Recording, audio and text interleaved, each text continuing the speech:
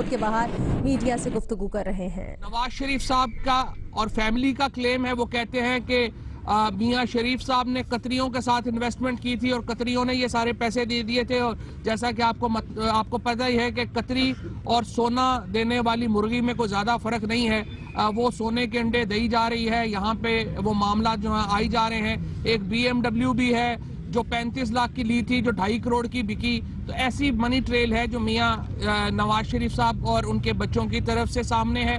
ایک دوسری money trail ہے، اور وہ دوسری منی ٹریل ہے جو اسحاق ڈار صاحب کے ارد گرد گھومتی ہے۔ حدیبیہ پیپر مل کے نام سے 1992 میں جس طرح سے وہ بتا رہے ہیں کہ اسحاق ڈار صاحب بورڈ آف انویسٹمنٹ کے وائس چیئرمین بنے۔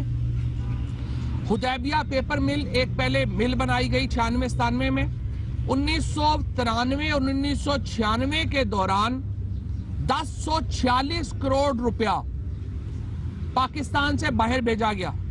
3 جعلی اکاؤنٹس یہاں پہ بنائے گئے، 3 جعلی اکاؤنٹس لنڈن میں بنائے گئے۔ قاضی فیملی کے اکاؤنٹس تھے جو لنڈن میں بنائے گئے، اور ان اکاؤنٹس میں 1046 کروڑ روپیہ لاؤنڈر کیا گیا، فراڈ کیا گیا۔ یہ پیسے واپس منگائے گئے۔ یہ پیسے واپس کیسے منگائے گئے؟ حدیبیہ مل کے نام سے ایک جعلی پیپر مل بنائی گئی، اس مل کے شیئرز ایشو کیے گئے، اور وہ سکندرہ محمود قاضی اور قاضی فیملی کے جو دوسرے لوگ ہیں ان کو یہ شیئرز ایشو کیے گئے۔ ان شیئرز کے عوض جو 60 کروڑ روپیہ ہے وہ حدیبیہ پیپر مل کے قرضے سیٹل کیے گئے، جیسا کہ ابھی کلیم کیا ان کے وکیل نے کہ حدیبیہ پیپر مل کے تمام قرضے جو ہیں وہ دیے گئے تھے۔ کیا گیا؟ پیسے باہر بھیجے گئے، ان پیسوں کو وائٹ کرنے کے لیے حدیبیہ پیپر مل بنائی گئی، اس کے جعلی شیئر ایشو کیے گئے، اور پھر ان شیئرز کے عوض یہ پیسے واپس منگا کے ان کو وائٹ کیا گیا 1992 کے قانون کے تحت۔ یہ ہے اصل منی ٹریل، یہ ہے اسحاق ڈار صاحب کی اصل جو کہانی ہے جس کی وجہ سے وہ آج پاکستان کے ڈپٹی پرائم منسٹر ہیں۔ یہ وہ کہانی ہے جس کی وجہ سے وہ ڈپٹی پرائم منسٹر ہیں، کیونکہ وہ مالی مفادات کے محافظ تھے۔ دوسری بات یہ کہا جا رہا ہے کہ اسحاق ڈار صاحب کو انڈر کوئرژن یعنی ٹارچر کے اوپر ان کا سٹیٹمنٹ لیا گیا تھا۔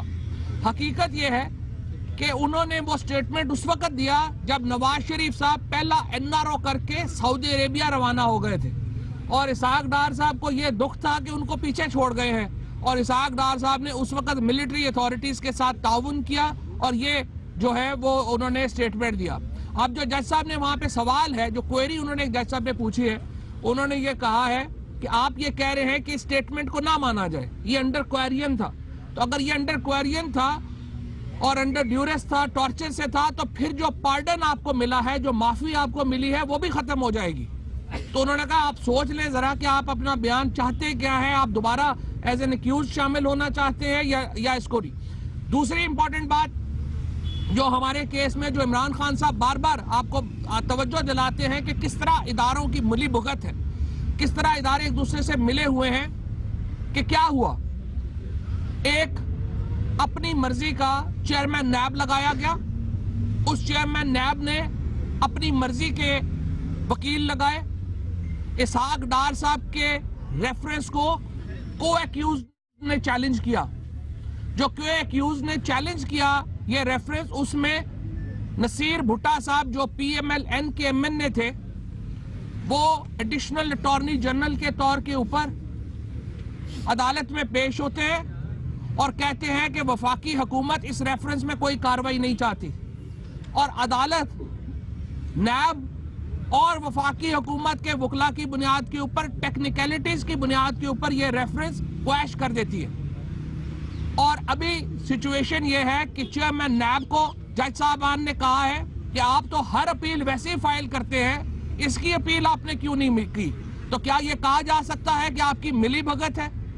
تو ابھی حسین نواز صاحب اور حسن نواز صاحب کے وکیل جو ہیں وہ شروع کریں گے، جو وہ کہہ رہے ہیں کہ حسین نواز صاحب کے اوپر یہ الزام ہے کہ وہ بے نامی اس کے ہیں، بینیفیشری ہیں ان پراپرٹیز کے۔ جی نہیں، ہمارا کلیم بالکل بھی یہ نہیں ہے۔ ہم کہتے ہیں مریم نواز صاحبہ ان پراپرٹیز کی ملک و مختار ہیں، بینیفیشری آنر ہیں وہ ان کی، اور پہلے یہ کہہ رہے تھے کہ منروا کمپنی کے اوپر دستخط جو مریم نواز صاحبہ کے ہیں وہ فراڈ ہیں، اب کہہ رہے ہیں کہ نہیں، ہم نے ان کو یہ اختیار دیا تھا کہ وہ حسین نواز کی طرف سے دستخط کر سکے. حقیقت یہ ہے کہ حسین نواز کا حسن نواز کا ان پراپرٹیز کے ساتھ اتنا تعلق ہے، لیکن اصل جو مالک ہے ان پراپرٹیز کی وہ مریم نواز شریف ہے، اور مریم نواز شریف بھی اصل میں اس کی مالک نہیں ہے، کیونکہ ان کے پاس تو اتنے پیسے ہی نہیں ہو سکتے. اصل مالک ان پراپرٹیز کے نواز شریف صاحب ہیں اور ان کے علاوہ کوئی نہیں ہے.